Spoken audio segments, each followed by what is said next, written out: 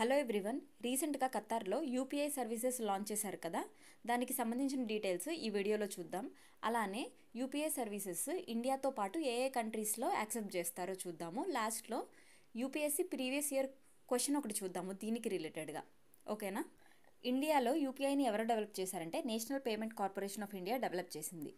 ఇది along with Qatar national bank, ఈ రెండు పార్ట్నర్షిప్తో ఖతార్లో యూపీఐ సర్వీసెస్ లాంచ్ చేశారు. ఓకే కదా? మనం డేటా పరంగా చూసుకుంటే ఖతార్కి వెళ్ళే టూరిస్టుల్లో India is the second largest group. So దీనివల్ల ఈ యూపీఐ సర్వీసెస్ లాంచ్ చేయడం వల్ల ఏమవుతుందంటే మన టూరిస్టులకి కరెన్సీ ఎక్స్చేంజ్ చేస్తారు కదా, ఆ నీడ్ తప్పుతుంది.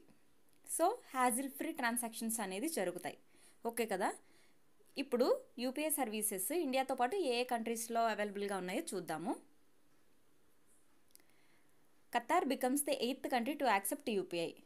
అంటే అంతకుముందు 7 కంట్రీస్లో యూపీఐ యాక్సెప్ట్ చేసేవాళ్ళు. ఇప్పుడు ఖతార్తో 8 కంట్రీస్ అన్నమాట.